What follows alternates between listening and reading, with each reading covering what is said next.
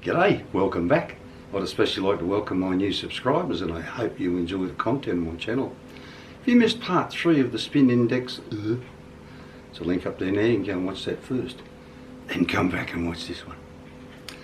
Now, for the last 2 odd years, I've literally been pumping out a video every week, making machines or making tools to make more tools for machines, or improving machines, or that's all I've really done for 2 years. And the amount of views are dropping off of my videos, I think people are sick of it. So this video, I'm going to do something a little different. I'm going to do something just for fun, just for the sake of it. Once again, it was inspired by our Kiwi cuz John, who was inspired by another Aussie channel called Xanadu, I think it is. I'll put the name up there just in case I've got it wrong. But anyway, so follow me over to the bench and I'll show you what I've got in mind. Over there. Alrighty, before I get on with this, I just went inside and checked. I think it's Xanadu or Xanu, I don't know. Xanudu, something like that. But anyway, so what Xanudu did was he made a model, what they call a Tensegrity model. According to Wikipedia, Tensegrity is tensional integrity or floating compression is a structural principle based on a system of isolated components under compression inside a network of continuous tension and arranged in such a way that the compressed members, usually bars or struts, do not touch each other while in the pre-stressed and tension state, which is a model where something looks like it's suspended in midair, like this image you see. This is the one he made, and he threw out a challenge to everybody to have a crack at making something themselves. So John took up the challenge and he made this one, and I've taken up the challenge and I've come up with what I think is a fairly unique design for one. And if you watch the last index of videos, you would have noticed I said I'd done some casting, and I cast up this thing and this thing. I did ask in my on my community, in a community post, what people thought this thing was. One guy guessed it, but he guessed it almost right. In fact, I asked my daughter what she thought it was, and she got it first go. It is a question mark. So I'm going to machine this up into a question mark. I'm going to machine all of this thing up, make it nice and fancy. So that's the base, and then this question mark. This question mark will end up suspended in front of it like that, like it's just floating in midair. So we'll get over to the mill and we'll get on with machining this thing up over there. Alrighty, so first up, I want to thin this out. This is quite a lot thicker than I really want. I'll probably thin it, probably a third of it will have to go. But while it's solid like this and I can grip it better, I'll chop it all down to size. Then once I've cleaned up both sides of it, I'll drill a hole through the centre where I can get a measurement off the centre and find a centre. Drill a hole in it and we'll get the rotary table on and do all the machining you need to do on this.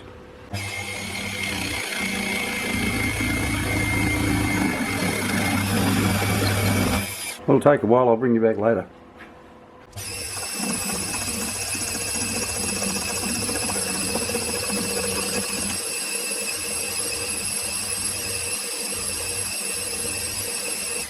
Alrighty, so that was the last pass on the back side.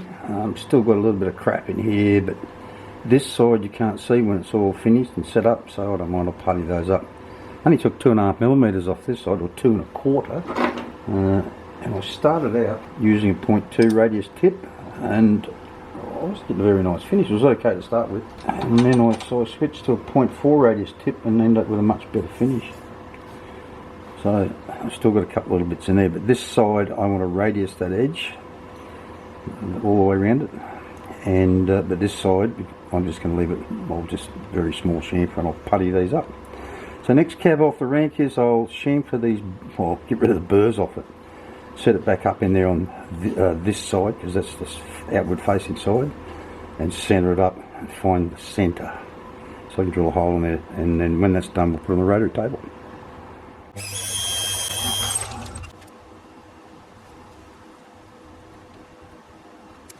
Yeah, it's interesting. I'll have to clean this corner up here a lot more than I was hoping to. Anyway, got a hole drilled in there.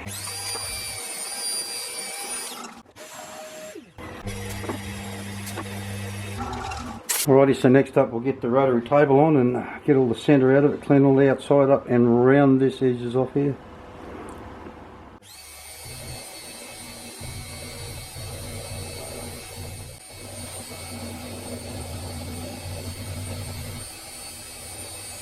Alrighty, now sticking with what I did at the end of the indexer, I'm going to use a little carbide tool that I bought. And these are considerably sharper to chamfer these edges, and I've got two different size ones, and I've just got to make up my mind there which one I want to use.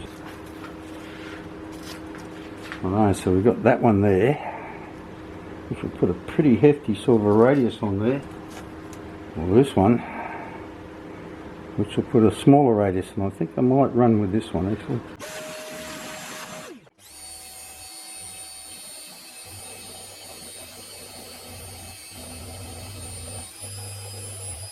That is just ripping that apart and leaving a really, really shitty finish. Not real happy with that.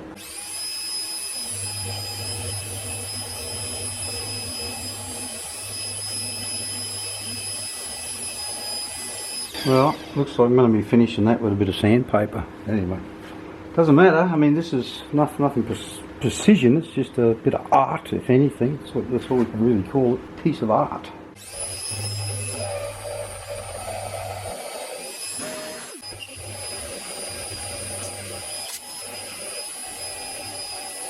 Hard to see with your eyes full of sweat. Alrighty, I'll get that tool out of there and put that little chamfering tool in.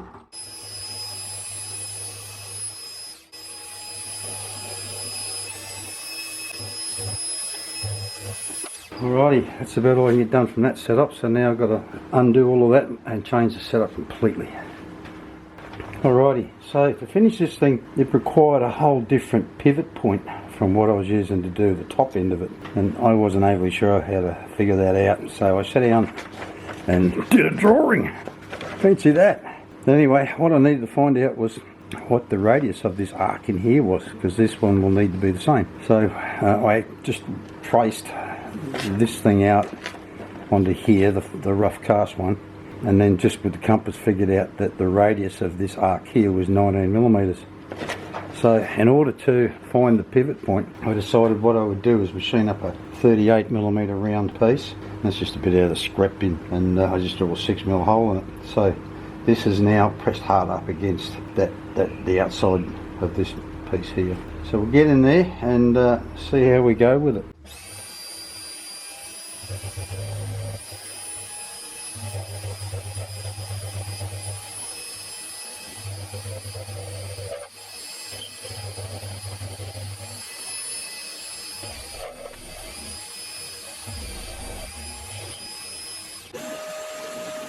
Alrighty, because there was more to remove on this side, I left that in there, but now I'll have to remove this to do this side.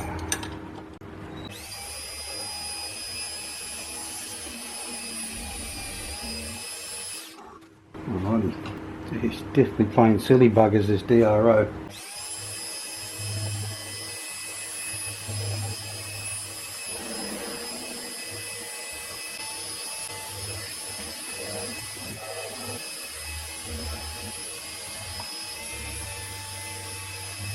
Alrighty, that's going to have to do it. Not going to mess around with that anymore. This is only a work of art, nothing much more. Just dress it up by hand.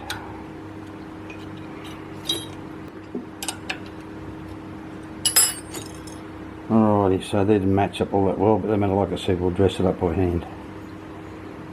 Now, what I want to do is I want to turn this almost round, this piece on the end here. We've got it round on the drawing, but it won't be quite completely round. And then I have to drill some holes in the back of it for some pins. But outside of that, that's almost done, short of dressing it all up. It's bloody terrible actually. Anyway, we'll sort it out. Had enough for one day.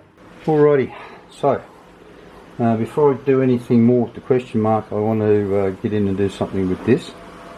I want to machine this about 16 millimeters square, and I just had to chomp on the best part of 9 millimeters of rubbish off the end. There's still a bit of crap there. I think I mentioned previously there's an easier way and a hard way of doing most things, and I want to set this up to do it the easy way. So what I want to do is just turn this, just the beginning of it here, down to 16 millimeters around, which then gives me a point to work to when I machine this down, because you know, as you machine it, it just keeps changing everything. So that's what I'm going to do.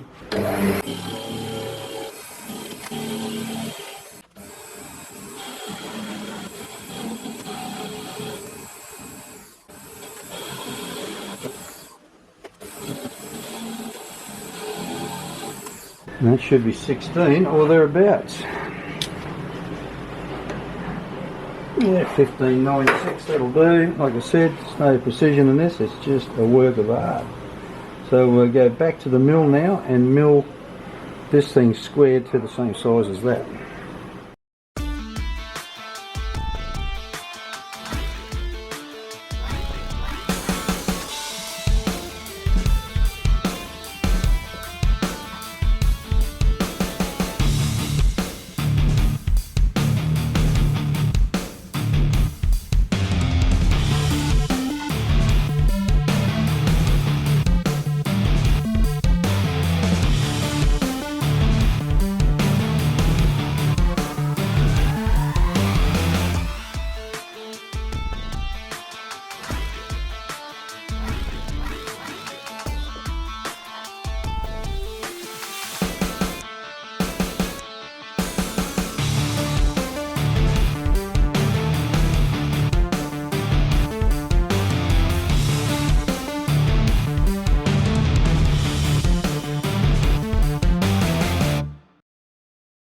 Alrighty, so that didn't quite come out the way I really wanted it to, but anyway, as I keep saying, there's nothing about this that has to be precision.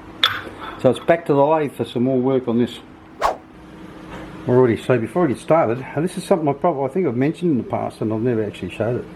When I want to put something back in the lathe after I've had it in there, I'll mark jaw number 1, and I put a blue line on there too, and then I'll put a mark on the job so I can put it right back where it was before. So now I'm going to use a round tip to shape this up a bit in here.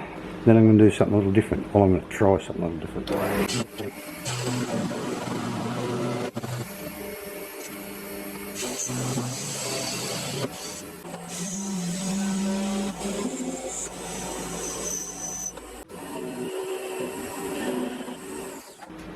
Alrighty, so the reason I bought the bigger of these two radius cutter things was I want to try and use it to put a radius on there and a radius on here. So I'm going to fit it up in here. This is one of the holders with a groove in the bottom, so you can hold something round like this in there.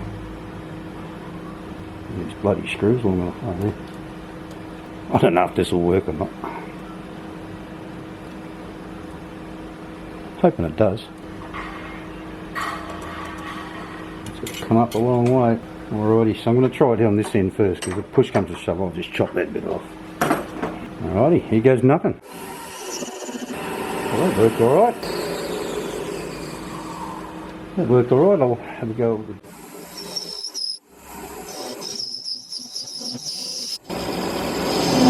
Oh, you dirty bastard. That actually tore that right out of there. Didn't break the tool, but what happened was it was building up too much alloy on that cutting edge. That's interesting that it tore it out like that. Oh, it did. It chipped it. Chipped the bloody corner of it there. This one's not. No, maybe. Oh, I might just clean it up with a bit of sandpaper. Kind of did the job, and it cost bugger all. Cost, I think it was like 37 baht or something. Bloody nothing. About a dollar, bit over $1 US. Anyway, kind of got done what I wanted. Alright, well, I'll leave you there and I'll clean this up while you're not looking, polish it up a bit. The main reason I wanted to knock this down first was so that I can actually turn it around and put it in a 4-jaw, because the way it was before it wouldn't fit up through the spindle, but it will now. Alrighty, thought you'd seen enough bloody machining. So while you weren't looking, I fitted up the 4-jaw and I've machined the back off and put an undercut in it so it'll sit nice and flat on a table or something. And then I've put a 1/2 millimetre deep groove in it every 2 millimetres on the edge there. So I contemplated putting a knurl on it, and then I changed my mind, thought I'd put some grooves in there instead. If I could get a finish like that all over this thing, I'd just leave it like that, clean it up and put some clear lacquer on it, but I know I can't. So plus there's still a few little marks and things in it that'll need puttying up before I paint it. Anyway, so that's about pretty much all the machining outside of drilling a few holes and things done now. So I think I'll just get on with that. Alrighty, so sticking with I think you've seen enough machining. I went to spent a long time setting this up this morning and just machined that off to make it look more like a dot on the end. Now it's time to sit down and or stand at the vise and try and blend these a bit better, make them work better. Alrighty, so you didn't miss much this time looking away. I drilled and reamed 3 holes in here, 6mm, because I bought a length of 6mm 304 stainless to use for the pins, the back here. And this stainless measures 2/100ths under 6mm. The shank of this reamer measures almost bang on 6mm. In fact, it's about a 1/2 over. And even this thing's a little bit, you know, sloppy in there. That one's about the best probably. So that bit of stainless will probably be a bit sloppy in there, but we'll glue them in there somehow, a bit of Loctite or a bit of 2-pack epoxy or something. But anyway, they've got to be glued in with a hole drilled through them, little clamp screw in the end, all 3 of those. So I've got one more of those to do through here, and I was originally going to go through here with a pin, but I've changed my mind and I'm going to go all the way through with a hole down into about this area here on each side, because my aim is, hang on, I'll get this out of here. My aim is, this thing's looking a bit better. Oh, there's bloody barking rats from next door. This thing's now looking a bit better. I think once I undercoat it and sanded it a bit, painted it, it'll look pretty good. My aim is to have this thing, when it's sitting here like this, have it so that you cannot literally see what is keeping it there. So I don't want you to be able to see the 3 pins. So there'll be a pin coming out of the bottom of this into there. So I could drill a hole in, pin comes out of the bottom of this. There's a pin goes in there, has a piece of fishing line between them. And then these 2 have a pin going out that way, and then a piece of fishing line coming back down into here. And that's all that keeps it in place. But like I said, the aim is to have it so that you can't see those pins when it's from the right angle. So anyway, I need to, like I said, drill a hole in here, drill a thread in there as a clamping screw, and once I figure out exactly where these 2 holes go, drill 2 holes in here.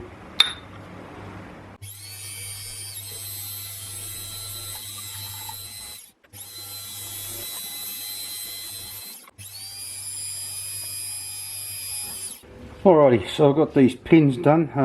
3 of them have been drilled and tapped in the end. One of them I broke a bloody tap in, that one there, M4 tap. This one hasn't got one because it will just have a knot tied in the fishing line.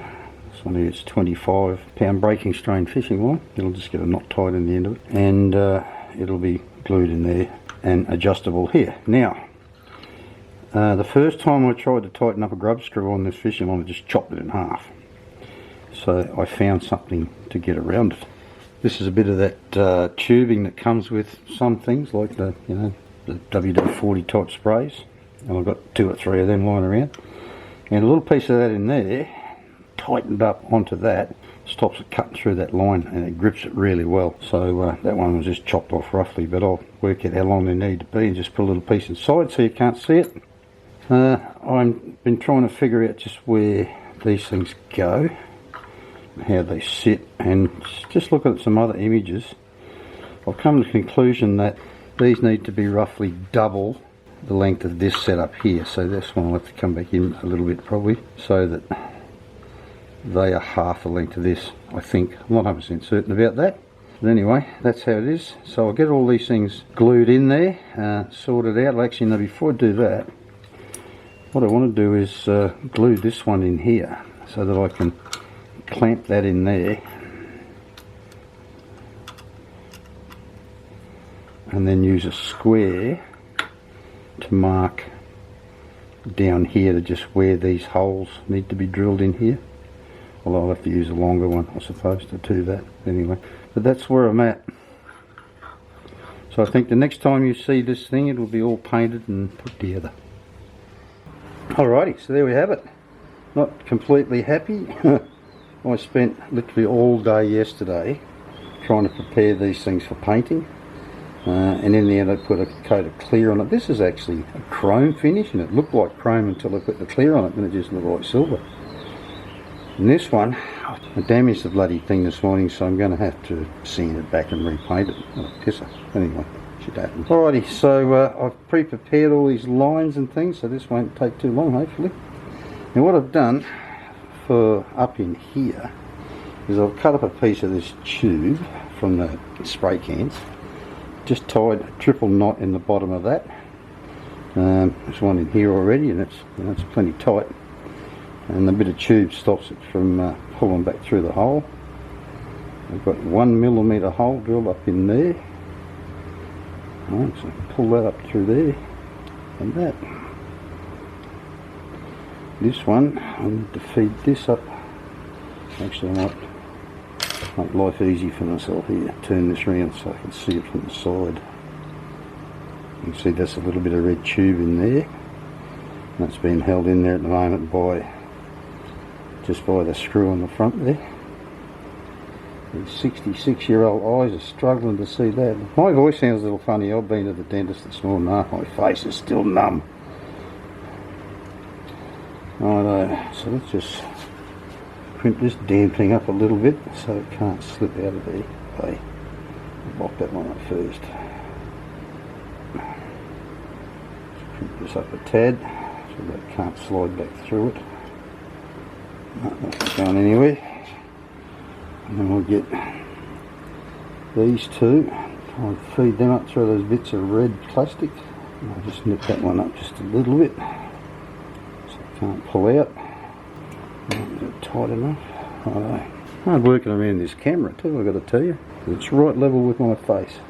Righto. Nip that one up a bit. And I've just damaged the bloody base now. God, I kind of knew this was going to happen. This bloody clear I put on here, it takes days for it to harden up. I kind of wish I hadn't put it on there. I'm sorry this video's gotten a little bit long-winded, but I wanted to go through all this step by step so that if you want to have a crack at this, you can. Hey, don't forget I've never made one of these, so getting this right is trial and error. What is wrong here? That one there needs to come in a bit, I think. Well, I'll get this working and I'll come back to you. Well, I've got to say, the difference between this thing being in balance and not in balance is bloody chalk and cheese. It's unbelievable.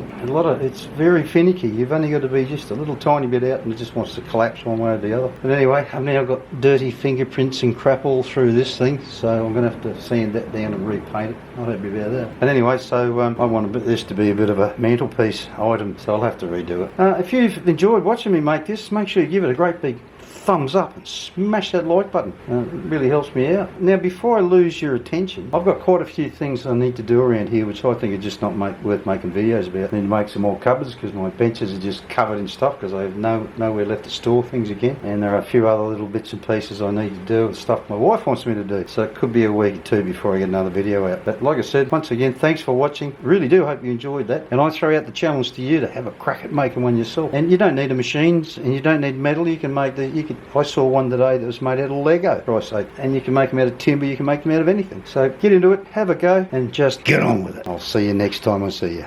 Bye bye.